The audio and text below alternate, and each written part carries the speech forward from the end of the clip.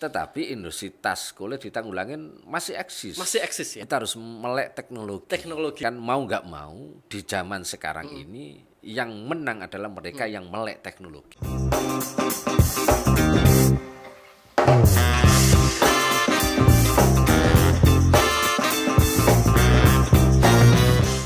Halo guys, welcome back to our podcast Kopi Susu Cak Ma'ruf. Komentar pintar suka-suka. Pada siang hari ini saya kedatangan tamu yang spesial sekali. Anda tentu dengar soal apa itu tas Tanggulangin ya. Nah, di sini saya akan salah seorang perajin tas Tanggulangin yang begitu hebat sekali. Saya perkenalkan beliaunya Pak Mahbub Junaidi. Monggo Pak Jun. Terima kasih Mas. Ya, selamat siang. Selamat siang. Ya, salam bahagia. Ya, perkenalkan nama saya Mahbub Junaidi, salah satu pelaku usaha industri kreatif produksi tas kulit yang ada di Tanggulangin. Tanggulangin. Ya. Dulu sangat terkenal sekali Pak Jun. Sangat terkenal. Sampai hari ini sangat Sampai terkenal. hari ini terkenal. Alhamdulillah. Dan itu yang membuat saya jadi terkenal juga. Siap. Oke, mantap Pak Jun. Oke Pak Jun, bisa sedikit cerita soal jenengan, profil, mungkin ada prestasi apa sebagai perajin tas Tanggulangin? Iya. Ya, awal mula sih sebetulnya saya sebagai pengrajin itu tidak ada niatan menjadi seorang pengrajin. Oh gitu ya. Tetapi karena situasi, waktu dan lingkungan yang ada di sekitar saya semuanya pengrajin dan pengusaha tas di sana, akhirnya saya mau tidak mau, suka tidak suka harus ikut terjun di sana. Ternyata menjadi seorang pengrajin tas itu juga sangat enak banget sebetulnya. Kalau boleh tahu mulai usia berapa Pak Jun? Saya menjadi pengrajin tas itu usia saya kalau enggak salah sekitar 18-19 tahun. Wah, 18 tahun sudah berkecimpung di tas, pembuatan tas betul. Ya. Karena lepas sudah master ini lepas SMA, saya setahun berikutnya berkecimpung di industri tas itu, tapi ya masih kecil-kecil lah. Kecil-kecil. Masih buat beberapa item produk yang akhirnya lambat laun namun pasti dengan konsep yang jelas akhirnya bisa kita kembangkan dengan baik. Iya, betul. Sampean suka tas, perajin tas itu memang orang tua sebelumnya pengusaha tas atau bagaimana Nah, Pak Jun? ini yang kacau. Gitu ya. Karena memang gini, lingkungan dulu itu kalau kita itu ya Tanggulangin kan banyak showroom tas ya. Itu yang membentuk mungkin apa? Orang tua mungkin. Orang tua saya bukan seorang pengrajin. Oh, gitu, orang tua saya bergerak di bidang perbengkelan. Perbengkelan. Nah, saya akhirnya berkecimpung di bengkel tas. Bengkel tas. Jadi tidak nyambung dengan keterampilan yang dimiliki orang tua saya. Tetapi karena lingkungan itulah yang membentuk, akhirnya terjadilah dan saya terjun di dunia industri tas kulit itu. Saya undang Pak Jun ini kenapa? Sangat istimewa sekali, guys. Karena beliaunya ini pernah jadi apa Pak Jun? Duta Nasional Kerajinan Rakyat. Duta Nasional Kerajinan Rakyat. Kalau nggak salah di situ juga waktu itu Pak Mendiknas Nadiem Makarim juga menerima penghargaan yang sama. Bisa diceritakan sedikit mengapa dan bagaimana bisa terpilih menjadi Duta Nasional tersebut? Ya, itu juga saya juga nggak ngerti. Jadi banyak perjalanan hidup yang saya alami, saya tidak mengerti kenapa seperti itu. Dan saya rasa itu saya anggap sebagai anugerah dari Yang Maha Kuasa. Memang di tahun 2014 saya terpilih di Jawa Timur salah satu Duta Nasional Kerajinan Rakyat. Itu hanya ada 15 di seluruh Indonesia. 15. Ya, dan 15 orang ya. 15 orang yang dipilih. Tahun berapa itu kalau? Itu tahun 2014. 2014. Salah satu di antaranya panitianya itu dari Craftik Jakarta. Di situ ada teman-teman wartawan juga. Dari Surabaya itu ada Suara Surabaya kan nggak salah waktu itu disponsori oleh BNI Syariah Di Jawa Timur dikumpulkan. Ada 285 sekian orang-orang hebat yang ada di Jawa Timur. Jadi sebelum masuk ke nasional, orang-orang perajin atau pengusaha itu dikumpulkan dulu, seleksi. Seluruh Jawa Timur. Dikumpulkan 200-an ya? 285 dikumpulkan di Jalan Tunjungan situ ya.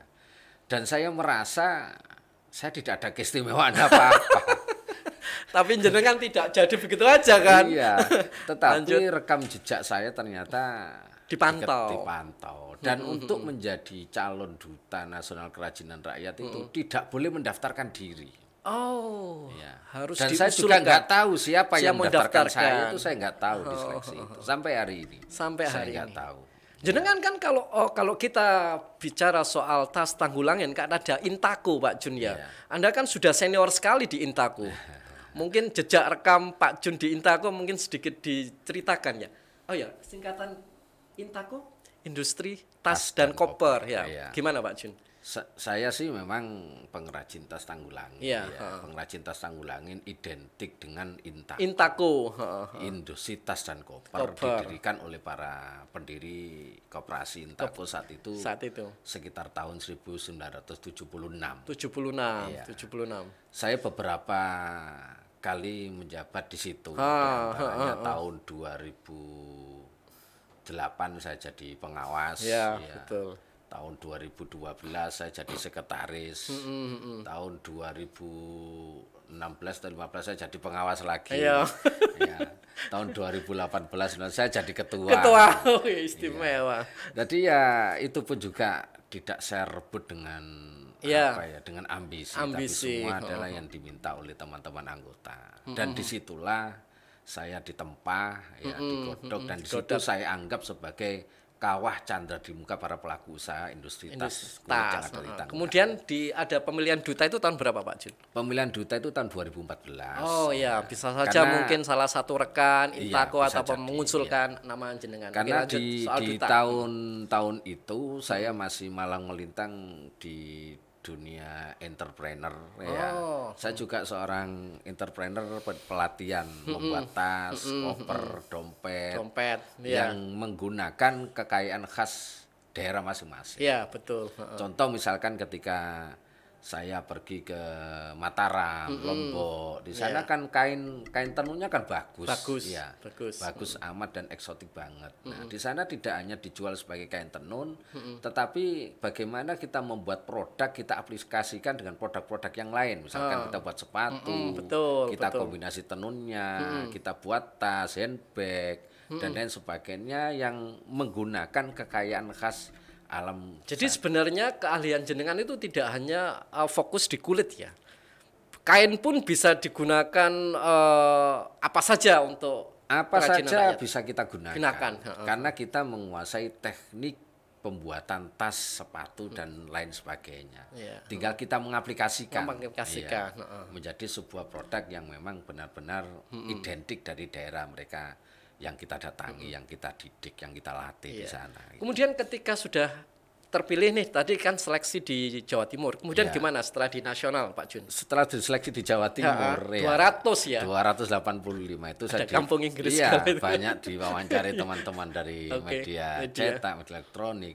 Saya masih bengong-bengong saja karena nggak mungkin lah nggak punya kemampuan apa-apa. Orang desa. Tanggulangin. Sekolah saja kagak.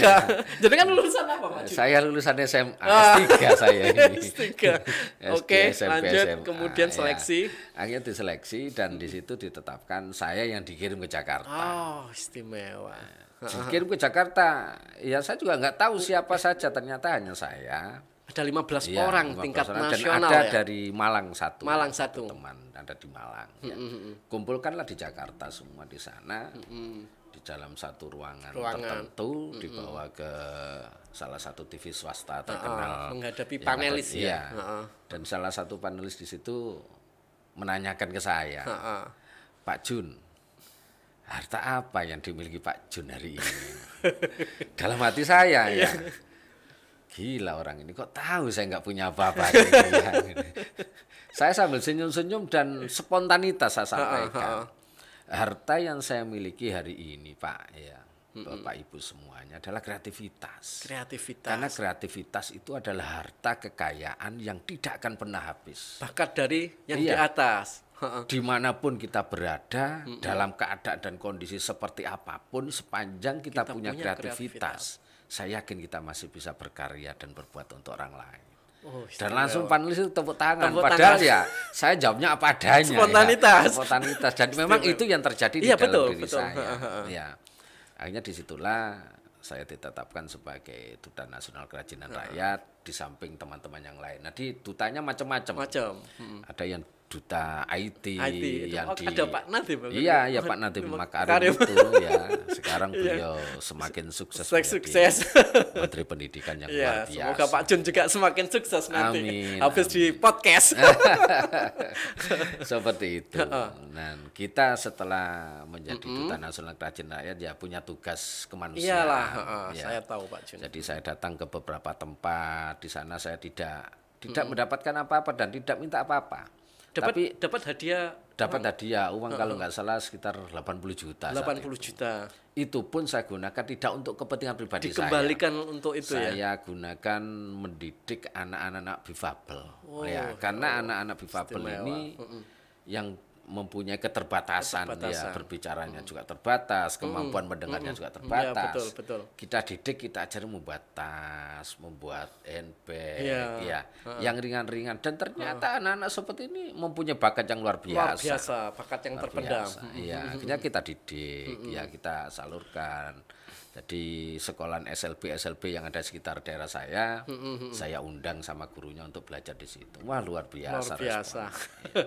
Tapi kemudian tugas besar menanti. Jangan kan infonya di telepon untuk pelatihan-pelatihan gitu di seluruh Indonesia. Pak. Iya, karena semakin lama semakin dikenal. Dan itulah sisi lain yang kami peroleh dari manfaat kita berbagi ilmu itu tadi. Saya banyak diundang di beberapa kota provinsi. Mulai NTT, Mataram, bahkan Timor Leste pun mengundang saya. Iya, betul. Itu disuruh ngajari apa, Pak Jun? Di sana pun kita ngajari sama membuat tas membuat sepatu, membuat sandal yang bercirikan khas kain tais Timor Leste. Di sana belum ada. Pernah diundang oleh itu, guys. Timor Leste ya. Dan kok bisa diundang Timor Leste, gimana ceritanya? Ya itu karena di sana ternyata ada salah satu teman saya yang jadi advisor Menteri Ekonomi di sana. Karena jadi advisor Menteri Ekonomi, dia kan harus punya ide-ide tertentu bagaimana ekonomi masyarakat di sana bisa digerakkan. Salah satunya beliau ingat saya, Pak Jun ini kayaknya bisa saya bawa ke sini. Akhirnya ya diundang saya ke sana dan sebuah hal yang sangat luar biasa dalam sejarah hidup saya. Pertama saya mengajar menjadi seorang trainer justru di Timor Leste. Oh gitu ya? Iya, dan saya mengajar 40 presiden. Jadi di sana istilah ketua koperasi, ketua asosiasi atau apa itu presiden. Jadi ada presiden asosiasi kopi, presiden koperasi ini, jadi semuanya 40. Di sana sempat ketemu presiden waktu itu. Alhamdulillah saat itu ya sempat ketemu sama Pak Sana lah ya. Iya, Pak Sana Kusmau, Pak Ramsota ya. Ini yang kita cari kita kembangkan di sini. Oh gitu ya. Dan alhamdulillah hari ini di sana sudah berkembang hebat ya. Bagi saya keuntungan saya rugi ketika saya tidak ada kerugian hal seperti itu. Bagi saya ilmu harus kita ajarkan. Betul. Baliku anni walau kata teman-teman. Betul. Kalau nggak salah, Pak Jun itu meskipun ada daerah yang mengundang tidak dibayar apapun, hanya akomodasi hotel pun berangkat begitu. Sampai hari ini saya tetap seperti itu. Seperti itu Pak Jun. Dibayar berapapun saya diam. Karena bagi saya membagikan ilmu seperti itu saya tidak melihat nilai yang diberikan ke saya. Betul Pak Jun. Tetapi asas manfaat yang bisa kita berikan kepada masyarakat di sana itu yang paling utama saya berikan ya. Soal kembalinya ke saya bentuk apapun saya kembalikan kepada yang di atas. Kalau boleh tahu daerah-daerah mana saja yang pernah mengundang Pak Jun? Di dalam negeri ya? Iya, kalau dari wilayah timur mulai dari Sumatera, Pulau Sumatera itu pernah di Medan. Pernah juga di daerah Sumatera Tengah, daerah Danau Toba sana ya. Oh ya. Kumbang Ngasundutan. Terus pernah juga di Palembang. Ada juga pernah di Bukit Tinggi. Ya. Kalau ke tengah lagi ke Pulau Kalimantan ya, mulai dari Balikpapan, Samarinda, Tenggarong, ada yang ada jembatan runtuh itu. Saya pernah di sungai itu pernah saya duduk santai menikmati indahnya malam di Tenggarong. Di beberapa kota yang lainnya. Kalau ke Makassar, ke Sulawesi ya ada di Makassar. Ya. Terus di Palu. Palu pernah. Tapi jauh sebelum ada tsunami waktu itu ya. Nah, kalau kerembet lagi ke wilayah timur ya mulai Mataram, NTT ya sangat sering banget kita di sana. Itu kalau nggak salah Pak Jun ketika melakukan pelatihan di daerah-daerah juga sedikit melebarkan jaringan usaha Pak Jun. Loh iya pasti itu misi yang lain. Misi yang terselubung yang saya lakukan. Jadi ketika kita datang di sebuah daerah, di situ kan ada potensi yang bisa digarap untuk. Kalau saya yang mengajar mungkin nilai yang diberikan ke saya tidak seberapa ya, tetapi di situ saya mampu membangun jaringan. Jaringannya apa ya yang berhubungan dengan produk saya. Karena apa? Seluruh barang-barang yang ada di luar Jawa, khususnya misalkan Indonesia Timur datangnya dari Jawa Timur. Ya.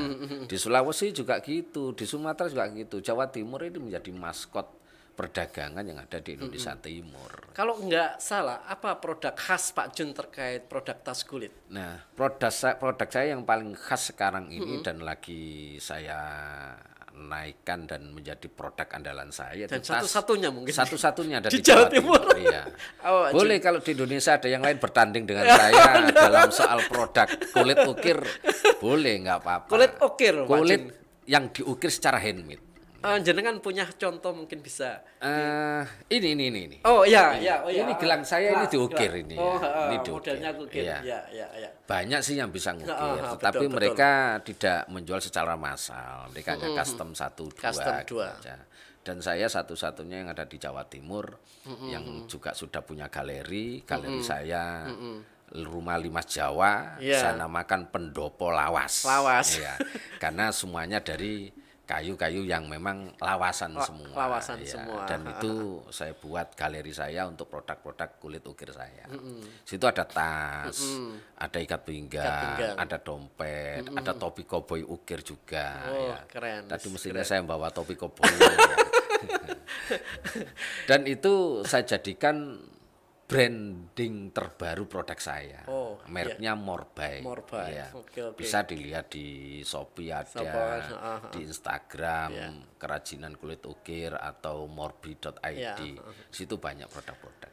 Terkait pelatihan apa yang terbaru Pak Jun? Apa juga masih memberikan pelatihan terkait pelatihan terakhir yang terbaru ya 3 bulan yang lalu. 3 bulan yang lalu.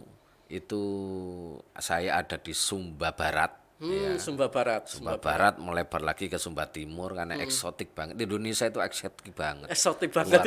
Luar biasa ya. Setelah saya pulang dari Sumba Barat, akhirnya seminggu berikutnya saya di Pamekasan. Pamekasan, Kabupaten Pamekasan. Di sana seminggu juga. Setelah itu ya kembali lagi. Itu perajin-perajin daerah-daerah itu mengundang jenengan melalui apa ya? Infonya ada yang memang dari lembaga LSM semacam LSM ada juga kebanyakan dari dinas terkait pemerintah. Kalau enggak dinas koperasi, dinas perindak ataupun dinas disnaker. Disnaker karena semua daerah itu beda-beda. Untuk mendidik pengrajin mendidik wirausaha baru itu ada yang dari disnaker ada yang dari dinas koperasi, ada dinas perindak, kemampuan daerah beda-beda. Oke, sekarang kan lagi zaman internet ya. Produk banyak menyebar kulit itu di toko-toko online yang begitu murah. Ini bagaimana antisipasi para pedagang Intaku? Ya mau nggak mau, suka nggak suka, kita harus melek teknologi. Walaupun sudah umur 40 tahun ke atas, kita harus bermain teknologi. Kalau nggak mau menghadapi belajar teknologi, habis kita. Karena dunia sudah berbeda. Dunia sudah berubah. Berbeda. Iya. Apa generasi muda Intako atau Tanggulangin sudah siap dengan teknologi seperti ini? Sebagian sudah siap, sebagian tidak menyiapkan diri, sebagian lagi tenggelam dan karena itu situasi. Memang, jadi gini Pak Jun, saya mengalami sendiri kan, saya pernah dulu wartawan nasional juga Jawa Pos ya, pernah ngeliput juga di Intako ya Tanggulangin. Dulu itu ramai sekali, tapi dengan apa itu internet, toko-toko online begitu marak, sekarang kok agak sepi, agak-agaknya seperti itu. Iya, kalau perdagangan offline-nya memang agak sepi. Agak sepi ya. Karena apa? Tadi saya sampaikan dunia kan sudah bergeser. Kita duduk gini aja mau beli apa aja dari tempat duduk kita betul. Bisa. Nah, disruption ya. Disruption. Kalau dulu kan harus datang. Ya betul. Tetapi industri tas kulit di Tanggulangin masih eksis. Masih eksis ya. Masih bergerak cepat dan banyak yang tetap menjalankan aktivitas.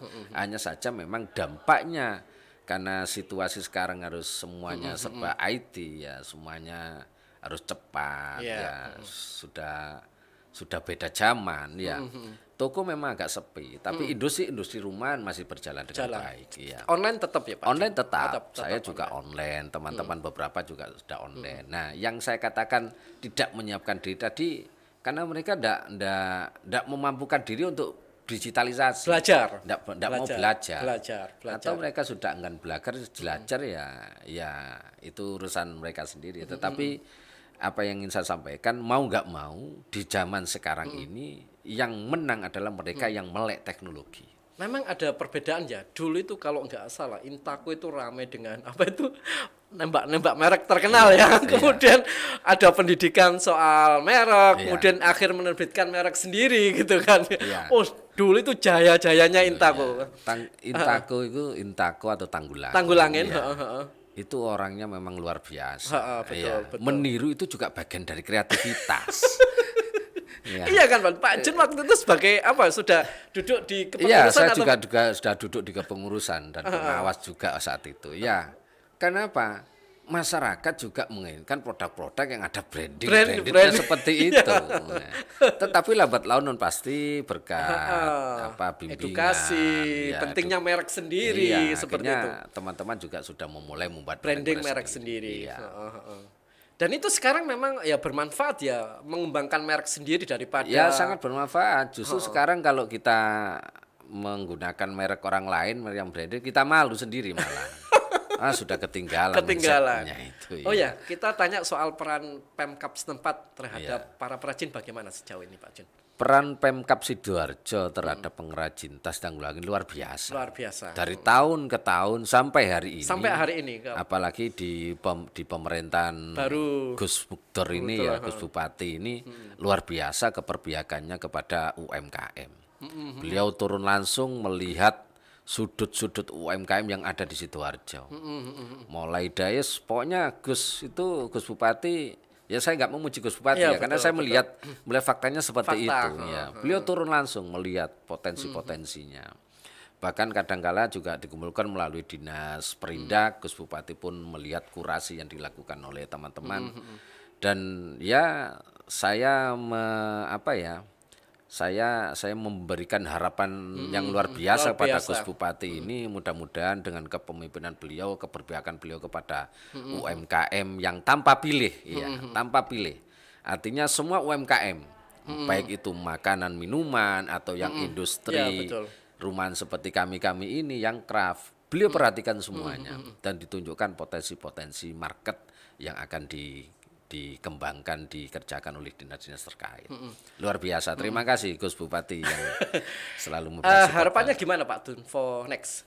Karena kan pasar online kan semakin marak. Mungkin harapannya untuk menghadapi pasar online untuk bagi perajin Tanggulangin ini bagaimana? Kedepannya harapannya gimana? Saya masih tetap memberikan harapan yang besar kepada pengrajin Tanggulangin. Di situasi seperti apapun kita harus siap. Ya, kalau sekarang zamannya digitalisasi, ya kita harus siapkan diri kita. Kalau tidak, kita akan habis. Ya. Dan itu dirasakan ya. Kalau nggak salah, jenengan pernah info bahwasanya sekarang itu banyak perajin malah mengerjakan tas-tas para seller ya, bukan dari produk Tanggulangin sendiri kalau nggak salah. Itu yang menjadi PR pemerintah Kabupaten Sidoarjo ke depan. Dan ini sudah dibaca dan ditangkap dan sudah dicarikan jalan keluar sama pemerintah Kabupaten Sidoarjo. Membangkitkan lagi. Untuk membangkitkan lagi. Kita boleh-boleh saja sih kita mengerjakan punya panel reseller. Tetapi di Tanggulangin sendiri harus punya sentra atau mercusuarnya IT untuk bisa menjual produk-produk mercusuar ya. Bahasa kerennya seperti itu. Jadi apakah perlu ada semacam lembaga IT yang masuk di situ untuk mendidik para anak muda generasi Intako? Sangat perlu. Supaya melek digital marketing seperti itu kan. Biar meleknya tidak hanya GoFood saja, tapi bagaimana kita bisa membaca marketing zaman sekarang ini, zaman now ini harus bagaimana? Kan itu juga berkembang terus digital marketing. Betul. Jadi gimana? Kira-kira potensi ke depan tas kulit Tanggulangin masih bisa survive atau bagaimana Pak Jun? Saya masih 100% masih bisa survive ya. Hanya saja kita harus pandai-pandai membaca peluang dan potensi yang ada di depan kita. Ya. Ini juga saya penasaran. Apakah produk tas Tanggulangin itu bisa ekspor atau bagaimana Pak Jun? Jangan salah. Produk Tanggulangin mulai tahun 95 sudah ekspor. Oh, sudah ekspor. Ya.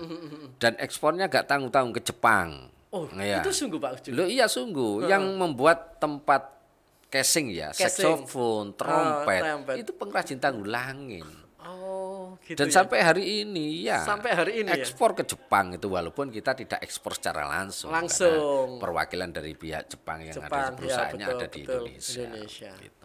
Oke. Dan beberapa produk yang lain juga sudah diekspor walaupun itu nggak banyak. Termasuk produk saya sudah loh. Iya, Timor Leste. Saya sudah ke Timor Leste, saya sudah kirim ke Nederland.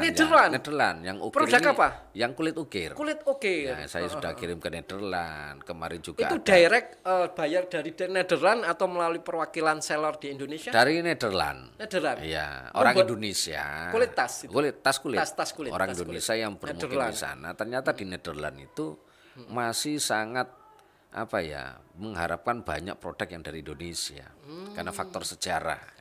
Sejarah ya. Jadi melihat produk saya di Instagram akhirnya Pak ini bagus, ini Indonesia banget, kirim dong ke Nederland ya. Walaupun nggak berkontainer beberapa kali, tapi kan itu sudah dikatakan ekspor. Ya. Ini kan sekarang pandemi mulai turun, mudah-mudahan jangan naik lagi. Gimana ini mengatasi pandemi ini terhadap bisnis tas Tanggulangin Pak Jun? Ya kita memang wait and see ya. Iya. Situasi pandemi. Tapi online kan tetap. Tetap jalan. Walaupun enggak begitu kencang situasi pandemi. Tapi pandemi sekarang kan sudah mulai menurun ya. Kita semangatnya semakin tambah. Artinya apa? Dalam situasi pandemi kemarin itu kita memang nggak banyak membuat produk, tetapi sekarang ini kita sudah mulai gencarkan buat produk-produk baru kita siapkan digital marketingnya yang lebih keren harus lagi bentuk mercusuar IT harus ada itu di Tanggulangin ya. Jadi ya alhamdulillah lah. Habis susah seperti itu kita menemukan sesuatu yang indah. Indah. Oke, ada lagi Pak Jun mungkin yang perlu disampaikan harapan terhadap para perajin. Next. Ya, harapan saya kepada pengrajin termasuk diri saya sendiri. Iya, betul. Kembali lagi kalau di dunia industri kerajinan tas itu di situ harus kita mempunyai kelebihan. Jadi yang seperti saya sampaikan tadi kreativitas itu adalah harta kekayaan. Di situasi seperti apapun, kreativitas adalah kekayaan yang tidak akan pernah habis. Tidak akan pernah habis sampai kapanpun. Meskipun kita tidak punya uang, tapi punya kreativitas. Kita punya uang. Bergerak. Kreativitas itu akan terhenti manakala nafas seseorang itu terhenti. Kreativitasnya akan terhenti. Jadi itu pesan singkat yang ingin saya sampaikan dan kreativitas itu tanpa batas. Oke, terima kasih Pak Jun atas kehadirannya di podcast Jatim News di segmen saya Kopi Susu. Oke, terima kasih. Oke guys, demikian tadi bincang santai dengan Pak Mahmud Junaidi. Semoga bermanfaat. Amin. Oke, salam sehat selalu. Sehat. Oke, terima kasih Pak.